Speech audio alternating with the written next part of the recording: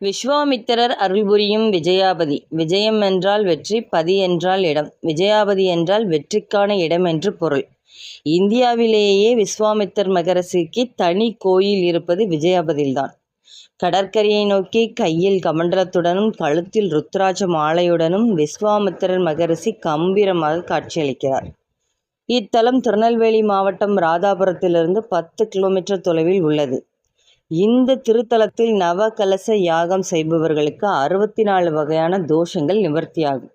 அப்படிப்பட்ட அற்புத சக்தி படைத்த திருத்தலமான விஜயாபதியை பற்றி தான் இங்கு பார்க்க போகிறோம். வசிஷ்டரின் வாயால் பிரம்மரிஷி பட்டம் பெற்றவர் விஸ்வாமித்திரர். கௌசிக மன்னன் வேட்டையாடுவதற்காக படை பரிவாரங்களுடன் காட்டுக்கு சென்றான். வேட்டையாடி விட்டு திரும்பும் வழியில் வசிஷ்டரின் ஆசிரமத்தின் பக்கமாக வந்தான்.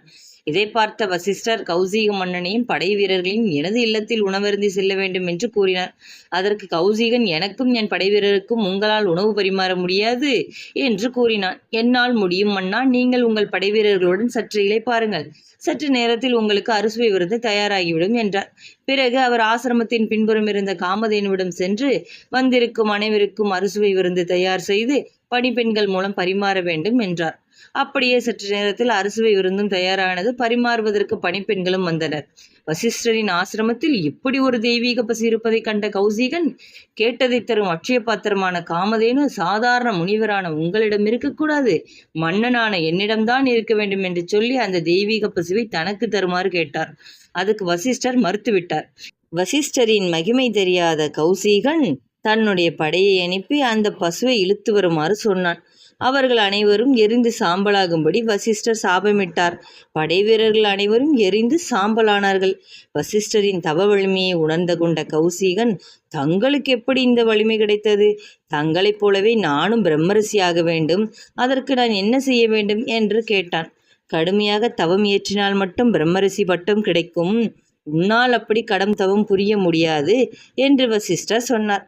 படை பரிவாரங்கள் இல்லாமல் நான் நாட்டுக்கு போவதும் ஒன்றுதான், போகாமல் இருப்பதும் ஒன்றுதான். எனவே நானும் தங்களைப் போல கடும் தவம் புரிந்து உங்கள் வாயால் பிரம்மரிஷி பட்டம் பெறுகிறேன் என்று கூறிவிட்டு தவம் செய்ய சென்றான். தன் தவத்தின் பயனாக மிக சிறந்த மகர்ஷியான அந்த மன்னனே விஸ்வாமித்தர் ஆவார். தவத்தின் பலனாக சிறந்த ஆற்றல் பெற்றிருந்த விஸ்வாமித்தர் ஒரு முறை திருச்சங்குவுக்கு சொர்க்கம் அமைத்து கொடுத்ததால் தன்னுடைய அனைத்து தவபலன்களையும் இழந்துவிட்டார். மீண்டும் தவ ஆற்றலை பெறுவதற்காக யாகம் செய்ய நினைத்தார். யாகம் செய்ய அவர் தேர்வு செய்த இடம்தான் விஜயாபதி. விஜயாபதி கடற்கரைக்கு அருகில் எங்கும் திருமேனியாக இறைவனையும் இறைவியையும் உருவாக்கி ஓமகண்டம் வளர்த்தார். அப்போது யாகம் செய்ய விடாமல் தாடகை என்ற அரக்கி தொல்லை கொடுத்தாள். இதனால் அவளை அழிக்க ராமலட்சுமணர்களை அழைத்து வந்தனர். ராமலட்சுமணரும் தாடகையை அழித்தனர். விஸ்வாமித்திரர் யாகம் சிறப்பாக நடைபெற்றது. யாகத்தின் முடிவில் இறைவனும் இறைவியும் தோன்றி, இழந்த சக்திகளை பெற்றுவிட்டாய், காசிக்கு சென்று உன்னை சபித்த வசிஷ்டரின் வாயால் ரிஷிகளிலே உயர்ந்த பட்டமான பிரம்மரிஷி பட்டத்தை பெறுவாய். நீ தவம் புரிந்த இந்த இடத்துக்கு வந்து செல்பவர்களுக்கு தோல்வி என்ற பேச்சுக்கு இடமே இல்லை என்று அருளினார். விஸ்வாமித்திரரும் காசிக்கு சென்று வசிஷ்டர் வாயாலே பிரம்மரிஷி என அழைக்கப்பட்டார். விஸ்வாமித்திரர் யாகம் செய்ததால் இந்த இடத்திற்கு விஜயாபதி என்று பெயர். விஸ்வாமித்திரர் மகரிஷி அருகிலேயே விஸ்வாமித்திரர் மகாலிங்க சுவாமி கோவிலும் உள்ளது. இங்கு இறைவனை விஸ்வாமித்திரர் வழிபட்ட காரணத்தால் இத்தலத்தில் இறைவனுக்கு இப்பெயர் வந்தது. இறைவனும் இறைவியும் தனித்தனியான சன்னதிகளில் காட்சியளிக்கின்றன. கோவிலின் தலவிருட்சம் வில்வமரம். விஸ்வாமித்திரர் மகாலிங்க சுவாமிக்கு வெள்ளை வஸ்திரமும் வெள்ளை அரளி மாலை அணிவித்து, அகிலாண்டேஸ்வரிக்கு சிவப்பு நிறப்பட்டும் செவ்வரளி மாலை சாத்தி நெய் தீபமிட்டு வழிபட்டால் நினைத்த காரியம் நிறைவேறும். தை மாதம் தைப்பூசத்தில் இறைவனையும் இறைவியும் விஸ்வாமித்திரர் பிரதிஷ்டை செய்ததால் தைப்பூசத்தன்று சிறப்பு அபிஷேகம் நடைபெறும். விஸ்வாமித்திரர் யாகம் செய்வதற்கு முன்னால் இங்கு உள்ள ஓமகுண்ட கணபதியை வழிபட்டு தான் யாகம் செய்தார். அதனால் இங்குள்ள விநாயகருக்கு ஓமகுண்ட கணபதி என்று பெயர். கணபதியின் சன்னதிக்கு வலப்புறம் ராமரும் இடப்புறம் லக்ஷ்மணரும் உருவம் கல்லில் செதுக்கப்பட்டு உள்ளது. விஸ்வாமித்திரர் யாகம் செய்த ஓமகுண்டம் தற்போது கிணறு போல் காட்சியளிக்கிறது. விஸ்வாமித்திரர் சித்திரை மாதம் அனுஷ நட்சத்திரத்தை அன்று யாகமும், மாசி மாதம் உத்திராட்டாதி நட்சத்திரத்தை அன்று தியானத்தையும் தொடங்கினாராம்.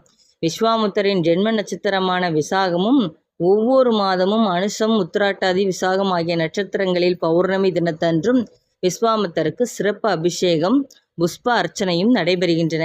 இதில் கலந்து கொண்டால் பித்ருக்களின் சாபம் நீங்குவதாக சொல்லப்படுகிறது. கடலில் நீராடி ஈர ஆடையுடன் ஓமகுண்ட கணபதிக்கு சிதற தேங்காய் உடைத்து, விஸ்வாமித்திரருக்கு சிவப்பு வெள்ளை வஸ்திரங்கள் அணிவித்து, அவருக்கு உகந்த ரோஜாப்பூ மாலை சாத்தி, 11 நெய் தீபம் ஏற்றி, விஸ்வாமித்திரர் சன்னதியை 3 முறை சுற்றி வந்து மறுபடியும் ஒரு முறை விஸ்வாமித்திரை தரிசனம் செய்துவிட்டு சென்றால் சில நாட்களில் முன்னேற்றம் தெரிவதை பலன் பெற்றவர்கள் கூறுகின்றனர்.